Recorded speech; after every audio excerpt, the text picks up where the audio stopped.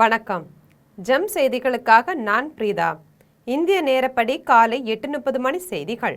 முதலில் ஜெம் தலைப்பு செய்திகளை காணலாம். கொலம்பியா அதிபர் தேர்தலில் வெற்றி பெற்றார் பெலாடோட்டிலா எஸ்பரியல்லா. பிரதமர் நரேந்திர மோடி வாழ்த்து.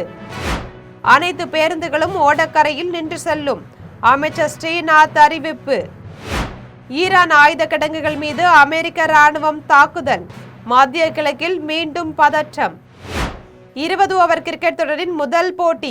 இந்திய அணியை முதல் முறையாக வீழ்த்தி அயர்லாந்து அணி வெற்றி. தமிழகத்தில் இன்று ஒரு சில மாவட்டங்களில் இடி மின்னல் மற்றும் பலத்த காற்றுடன் கூடிய கனமழை பெய்யக்கூடும். சென்னை வானிலை ஆய்வு மையம் அறிவிப்பு. இனி விரிவான செய்திகளை காணலாம். அனைத்து துறைகளிலும் தொடர்ந்து வளர்ந்து வரும் கொலம்பியாவுடனான தனது நெருங்கிய நட்பை இந்தியா பெரிதும் மதிப்பதாக பிரதமர் நரேந்திர மோடி தெரிவித்துள்ளார். பிரதமர் மோடி தனது சமூக வலைதள பக்கத்தில் கொலம்பியா அதிபருக்கு வாழ்த்து செய்தி வெளியிட்டுள்ளார். அதில் கொலம்பியா அதிபர் தேர்தலில் வெற்றி பெற்ற பெலாடோட்டிலா எஸ்பரியல்லாவுக்கு தனது மனமார்ந்த வாழ்த்துக்களை தெரிவித்தார். அனைத்து துறைகளிலும் தொடர்ந்து வளர்ந்து வரும் கொலம்பியாவுடனான தனது நெருங்கிய நட்பை இந்தியா பெரிதும் மதிக்கிறது. வரும் ஆண்டுகளில் நமது இருதரப்பு உறவுகளை மேலும் வலுப்படுத்த உங்களுடன் இணைந்து பணியாற்ற ஆவலுடன் எதிர்நோக்குவதாக தெரிவித்தார்.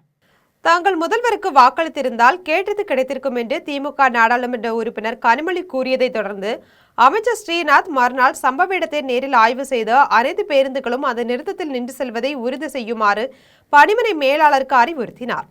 தூத்துக்குடி மாவட்டம் காயல்பட்டினம் அருகே ஓடக்கரையில் புதிதாக கட்டப்பட்ட பேருந்து நிலையத்தை திமுக நாடாளுமன்ற உறுப்பினர் கனிமொழி திறந்து வைத்தார். அப்போது அங்கு நின்ற பெண்மணி, இங்கு பேருந்து நிறுத்தம் அமைக்கப்பட்டிருந்தாலும் ஒரு பேருந்து கூட நின்று செல்வதில்லை என்று குற்றம் சாட்டினார். இதற்கு திமுக நாடாளுமன்ற உறுப்பினர் கனிமொழி, நீங்கள் தங்கள் முதல்வருக்கு வாக்களித்திருக்க வேண்டும் என்று கூறினார். உடனே நீங்கள் இப்படி கூறக்கூடாது என்று அந்த பெண் கூறினார். ஆனால் அதை கண்டுகொள்ளாத கனிமொழி அங்கிருந்து கிளம்பி சென்றார். இந்த செயல் அப்பகுதி மக்கள் மத்தியில் பெரும் அதிர்ச்சியை ஏற்படுத்தியது. இந்நிலையில் அமைச்சர் ஸ்ரீநாத் சம்பவம் நடந்த இடத்திற்கு நேரில் சென்று புதிதாக திறக்கப்பட்ட பேருந்து நிறுத்தத்தை பார்வையிட்டு ஆய்வு செய்தார். உடனடியாக பேருந்து பணிமனை மேலாளரை அழைத்து பேருந்து நின்று செல்ல அறிவுறுத்தினார். தொடர்ந்து அந்த பேருந்து நிறுத்தத்தில் அமர்ந்த அமைச்சர் ஸ்ரீநாத் தூத்துக்குடியிலிருந்து திருச்செந்தூர் நோக்கி வந்த அரசு பேருந்தை நிறுத்தினார். அந்த பேருந்தில் ஏறிய அவர் பேருந்து ஓட்டுநர் மற்றும் நடத்துனரிடம் அனைத்து பேருந்து நிறுத்தங்களிலும் பேருந்துகள் நிற்க வேண்டும் என்று அறிவுறுத்தினார். ஓடக்கரை பேருந்து நிறுத்தத்தில் ஏறிய அவர் அடுத்த 5 கிலோமீட்டர் தொலைவில் உள்ள வீரபாண்டியப்பட்டினம் பேருந்து நிறுத்தத்தில் இறங்கினார். மேலும் புதிதாக கட்டப்பட்டுள்ள பேருந்து நிறுத்தத்தில் பழைய முதல்வரின் புகைப்படம் வைக்கப்பட்டது குறித்து கேட்டதற்கு உரிய விசாரணை நடத்தப்படும் என தெரிவித்தார். ஈரானின் ஏவுகணை, ட்ரோன் மற்றும் ஆயுத கிடங்குகளை குறிவைத்து அமெரிக்க ராணுவம் தாக்குதல் நடத்தியுள்ளது.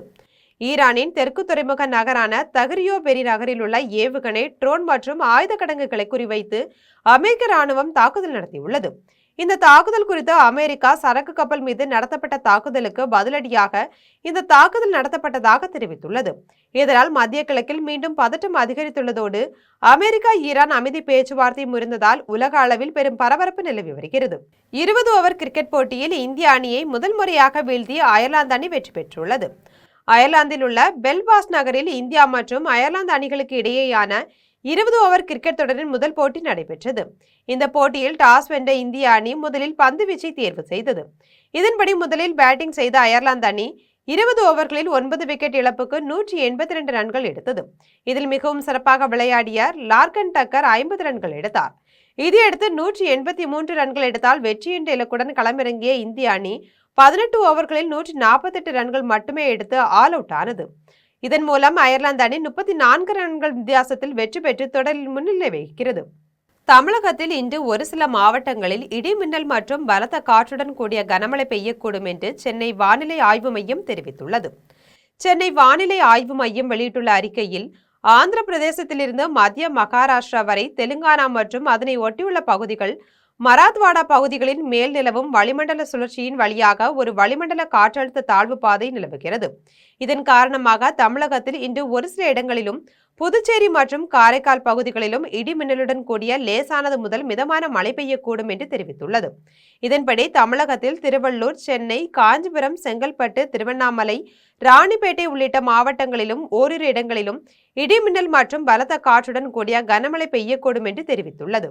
விருதுநகரில் விழாவுக்கான பதாகையில் தனது பெயரை ஏன் முதலில் போடவில்லை என கூறி மாவட்ட ஆட்சியரிடம் அமைச்சர் ஜெகதீஸ்வரி வாக்குவாதம் செய்த வீடியோ சமூக வலைதளத்தில் பரவி வருகிறது. விருதுநகரில் சமூக நலத்துறை சார்பில் சிலம்ப விளையாட்டில் சிறந்து விளங்கும் மாணவ மாணவிகளுக்கு பரிசுகள் வழங்கும் விழா அமைச்சர் ஜெகதீஸ்வரி தலைமையில் நடைபெற்றது. இந்த நிகழ்ச்சிக்காக வைக்கப்பட்டிருந்த பதாகையில் தொழில்துறை அமைச்சர் கீர்த்தனாவின் பெயர் முதலிலும் அமைச்சர் ஜெகதீஸ்வரியின் பெயர் இரண்டாவதும் அச்சிடப்பட்டிருந்தது. இதை கண்டு கடும் கோபமடைந்த அமைச்சர் ஜெகதீஸ்வரி, நிகழ்ச்சிக்கு வராத இந்த துறைக்கு சற்றும் தொடர்பில்லாத ஒருவரின் பெயரை முதலில் போடப்பட்டிருப்பதும், துறை அமைச்சரும் மாவட்ட பொறுப்பு அமைச்சருமான தன் பெயரை இரண்டாவதாக போட்டிருப்பதும் நியாயமா என்று மாவட்ட ஆட்சியரிடம் மேடையிலேயே வெளிப்படையாக கேட்டு வாக்குவாதத்தில் ஈடுபட்டார். மாவட்ட செய்தி மக்கள் தொடர்பு அலுவலரையும் நேரில் அழைத்து அமைச்சர் ஜெகதீஸ்வரி கடுமையாக கண்டித்தார். ஒரே மாவட்டத்தை சேர்ந்த 2 பெண் அமைச்சர்களிடையே யார் பெரியவர் என்ற போட்டி ஏற்பட்டுள்ளது தமிழக அரசியல் வட்டாரத்தில் பெரும் அதிர்வலியை ஏற்படுத்தியுள்ளது. பொது கழிவுநீர் சுத்திகரிப்பு நிலையம் மற்றும் தொழிற்சாலைகள் மீது கடும் நடவடிக்கை எடுக்கப்படும் என அமைச்சர் காந்திராஜ் எச்சரிக்கை விடுத்துள்ளார்.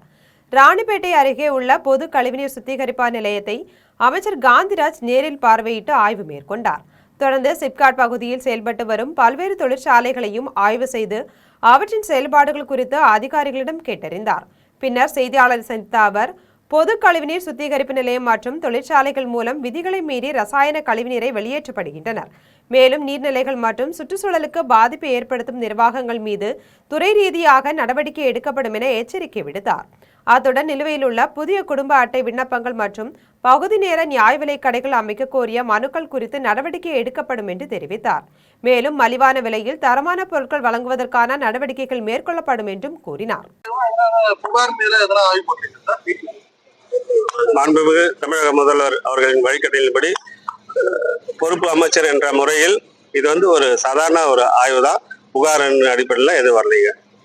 கடந்த காலங்களில் இந்த மாதிரி சுத்திகரிப்பு ஆலைகள் மற்றும் தொழிற்சாலைகள் அதிகப்படியான ரசாயன கழிவுகளை விதிமுறை வெளியேற்ற சம்பவம் நடந்திருக்கு. இப்போ உங்க ஆட்சியில் அதுக்கு ஒரு சம்பவம் நடப்பட்ட என்ன நடவடிக்கை எடுத்திருக்கீங்க? முதலமைச்சர் விஜய் ஆட்சியை ஆட்சியாக நடத்த வேண்டும், அதை சினிமா காட்சியாக மாற்றக்கூடாது என திராவிடர் கழக தலைவர் கி வீரமணி அறிவுறுத்தியுள்ளார். தஞ்சாவூர் மாவட்டம் வல்லம்பெரியார் மணியம்மை பல்கலைக்கழகத்தின் நிகழ்ச்சியில் ஒன்றில் திராவிடர் கழக தலைவர் கி வீரமணி கலந்து கொண்டார். இதனைத் தொடர்ந்து செய்தியாளரை திராவிடர் கழக தலைவர் கி வீரமணி சந்தித்து பேசினார்.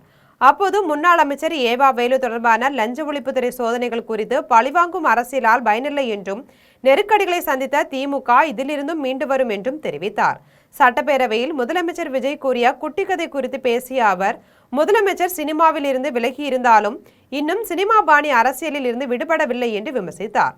மேலும் குட்டி கதைகள் கூறி அரசியல் நடத்தக்கூடாது என்றும், முதலமைச்சர் ஆட்சியை ஆட்சியாக நடத்த வேண்டும், அதை சினிமா காட்சியாக மாற்றக்கூடாது என்று தெரிவித்துள்ளார். மாவட்டம் முழுவதும் கூட அதை பொறுப்பேற்கக்கூடிய ஒரு பெரிய பல்கலைக்கழகமாக இது வளர்ந்து கொண்டிருக்கக்கூடிய சூழ்நிலையிலே எங்களுடைய தேவை என்பது ஒவ்வொரு ஆண்டும் 1000 முதல் 1100 யூனிட்டுகள் என்று மின்சார உற்பத்தியை நாங்கள் இன்றைக்கு புதிதாக சூரிய வெப்பத்தின் மூலமாக துவக்கி இருக்கிறோம்.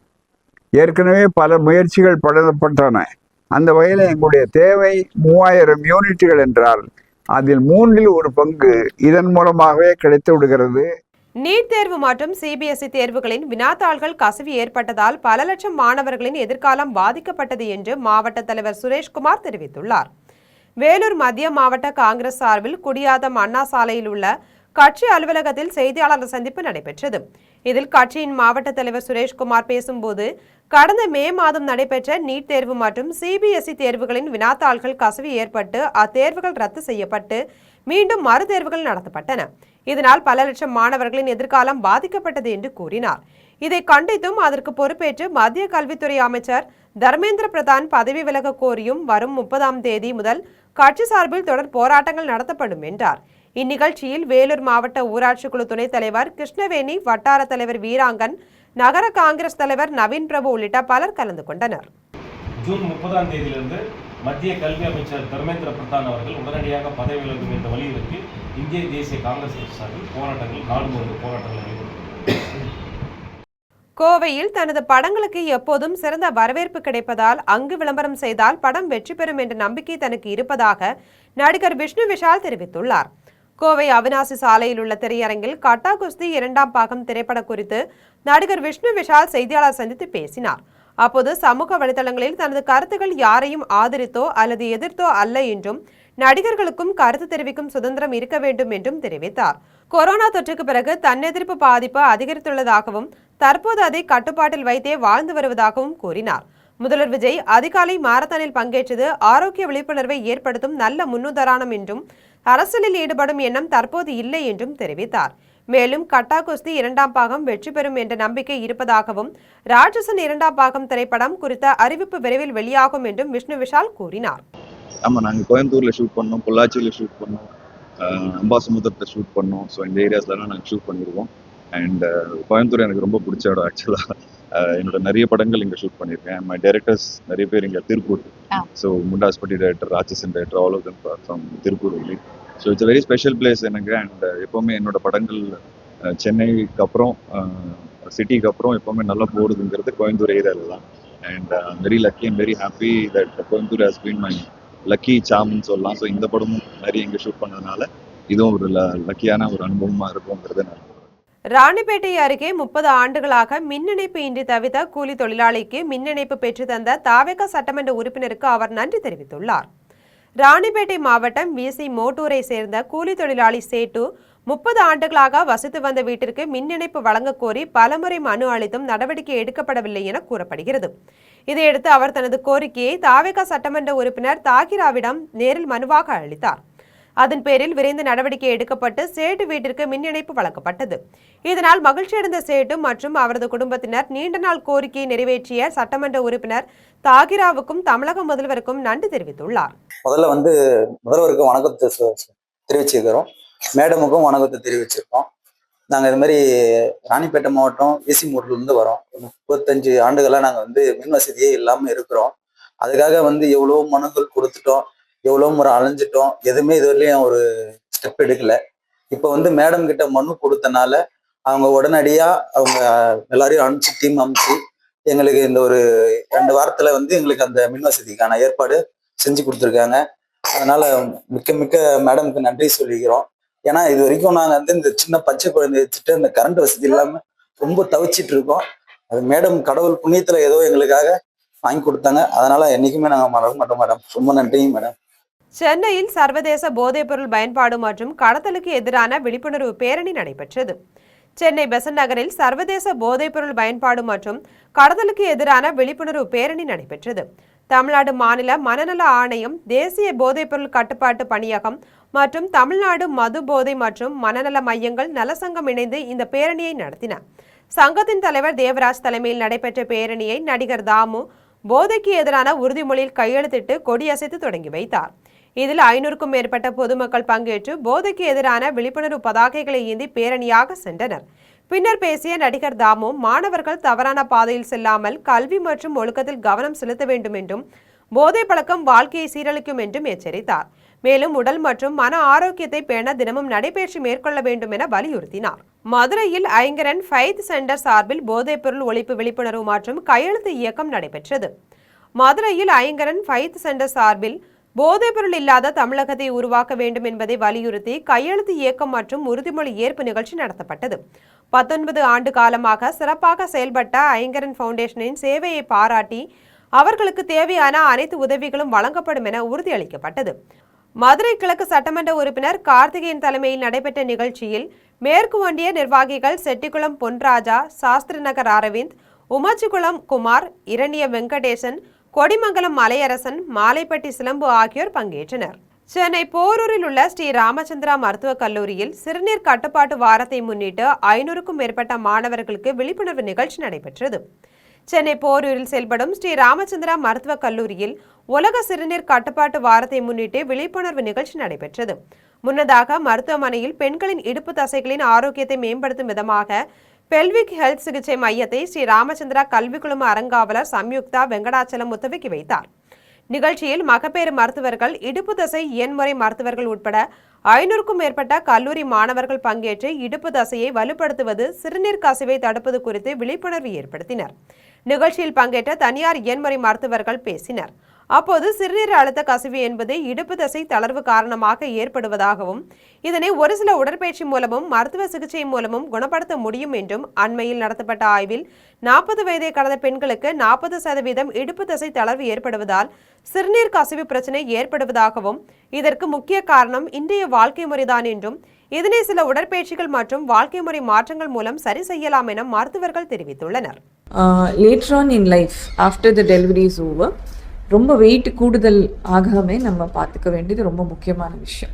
Obesity, sedentary lifestyle, all this will also lead to weak pelvic floor and leads to இந்த மாதிரி urinary incontinence later in life. So and same thing nearing menopause வரும்போது நல்ல எக்ஸசைசஸ் பண்ணுறது. தில்லியில் குடியரசுத் தலைவர் திரௌபதி முர்மு கையால் பத்மஸ்ரீ விருது பெற்ற சொந்த ஊர் திரும்பிய சிற்ப கலைஞர் ராஜஸ்தபதி காளிப்ப கவுண்டருக்கு சேலத்தில் உற்சாக வரவேற்பு அளிக்கப்பட்டது. சேலம் கண்ணங்குறிச்சி சிற்ப கலைஞர் ராஜஸ்தபதி காளிப்ப கவுண்டருக்கு இந்திய அரசின் உயரிய குடிமக்கள் விருதுகளில் ஒன்றான பத்மஸ்ரீ விருதை குடியரசுத் தலைவர் திரௌபதி முர்மு வழங்கி சிறப்பித்தார். விருதை பெற்றுக்கொண்டு சொந்த ஊரான சேலத்துக்கு திரும்பிய அவருக்கு பொதுமக்களும் குடும்பத்தினரும் பல்வேறு அமைப்புகளும் சிறப்பான வரவேற்பு அளித்தனர். மேளதாளங்கள் முழங்க ஆரத்தி எடுத்து மலர் மாலைகள் அணிவித்து வரவேற்றனர். ஏராளமான பொதுமக்கள் மற்றும் கலை ஆர்வலர்கள் நேரில் சந்தித்து வாழ்த்து தெரிவித்தனர். பத்மஸ்ரீ விருதை பெற்றதன் மூலம் சேலம் மாவட்டத்திற்கும் பாரம்பரிய சிற்பக்கலைக்கும் பெருமை சேர்த்துள்ளதாக அனைவரும் பாராட்டினர். பின்னர் செய்தியாளரிடம் பேசிய பத்மஸ்ரீ ராஜஸ்தபதி காளிப்ப கவுண்டர், பாரம்பரிய சிற்பக்கலை என்பது தமிழர்களின் தொன்மையான கலாச்சார மரபின் அடையாளம் என தெரிவித்தார். இந்த கலை தலைமுறையாக தொடர்ந்து காக்கப்பட வேண்டும் என்றால் இந்திய இளைய தலைமுறையினருக்கு முறையான பயிற்சிகள் வழங்க வேண்டும் என்றார். பயிற்சி நிலையத்தில் 3 ஆண்டு காலம் பயிற்சி பெற்று அதனைத் தொடர்ந்து சென்னையிலே அதனுடைய டிசைன் சென்டரில் 2 ஆண்டு காலம் மேலே அதனுடைய நுணுக்கங்களை கற்று 1980ஆம் ஆண்டு பாலமுருகன் சிற்பக்கலை கூடம் என்ற ஒரு பெயரிலே இந்த சிற்பக்கலை துறையை கரூரில் உள்ள தனியார் மருத்துவமனையில் முதலாக இதய நோய்க்கு அதிநவீன தொழில்நுட்ப வசதிகளுடன் கூடிய எக்ஸ்கேத் லேப் தொடங்கப்பட்டுள்ளது. கரூரில் உள்ள அப்போலோ மருத்துவமனையில் இதய நோயால் பாதிக்கப்பட்டவர்களுக்கு அதிநவீன தொழில்நுட்ப வசதிகளுடன் கூடிய 5 கோடி ரூபாய் மதிப்பிலான எக்ஸ்கேத் லேப் VNC குழும தலைவர் பாஸ்கர் குத்துவிளக்கு ஏற்றி திறந்து வைத்தார். இந்த நிகழ்ச்சியில் மருத்துவமனை நிர்வாக தலைவர் ஸ்ரீதர், இதய நோய் வல்லுநர் கேசவன், மருத்துவமனை பொது மேலாளர் கற்பகவல்லி, நரம்பியல் வல்லுநர் தமிழானந்த் ஆகியோர் கலந்து கொண்டனர். ஆதிப்பட்டினத்தில் தொடர் மின்வெட்டை கண்டித்து அப்பகுதி பொதுமக்கள் 200க்கும் மேற்பட்டோர் சாலை மறியல் போராட்டத்தில் ஈடுபட்டதால் பரபரப்பு ஏற்பட்டது. புதுக்கோட்டை மாவட்டம் ஆதிப்பட்டினத்தில் கடந்த 1 மாதமாக அடிக்கடி ஏற்பட்ட மின்வெட்டு கடந்த 3 நாட்களாக முழுமையாக நீடித்ததால் ஆத்திரமடைந்த பொதுமக்கள் சாலை மறியல் போராட்டத்தில் ஈடுபட்டனர். தகவலிருந்து வந்த வட்டாட்சியர், காவல்துறை மற்றும் மின்துறை அதிகாரிகள் பேச்சுவார்த்தை நடத்தி தடையின்றி மின்சாரம் வழங்க நடவடிக்கை எடுக்கப்படும் என உறுதியளித்தனர். இதையடுத்து பொதுமக்கள் போராட்டத்தை கைவிட்டனர். இந்த மறியல் போராட்டத்தால் 1 மணி நேரத்திற்கும் மேலாக போக்குவரத்து பாதிக்கப்பட்டது. பெரம்பலூர் அருகே காங்கிரஸ் கட்சி சார்பில் நீட் தேர்வை ரத்து செய்ய வலியுறுத்தியும் மத்திய அரசை கண்டித்தும் ஆர்ப்பாட்டம் நடைபெற்றது.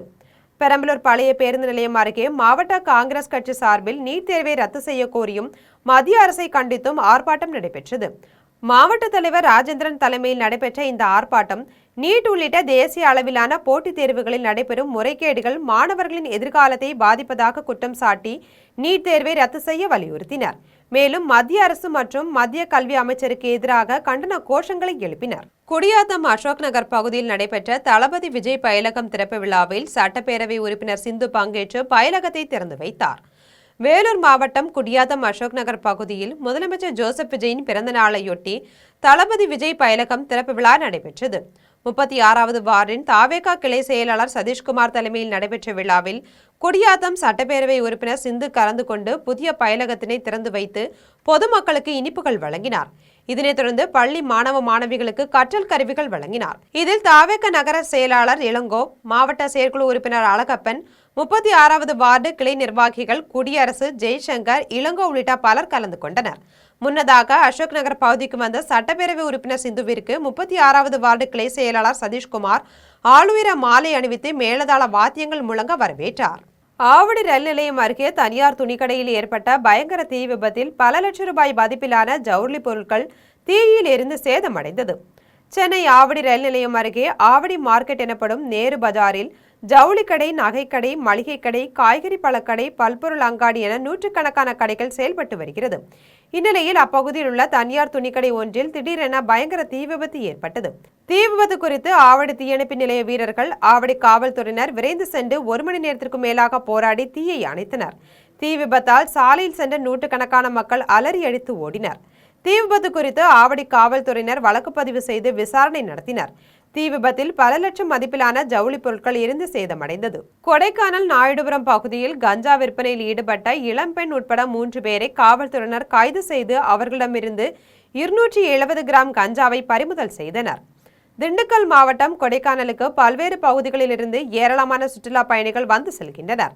இந்நிலையில் சமீப காலமாகவே சுற்றுலா பயணிகள் மற்றும் இளைஞர்களை குறிவைத்து கஞ்சா போதை, காளான் விற்பனை செய்வது தொடர்ந்து நடைபெற்று வருகிறது.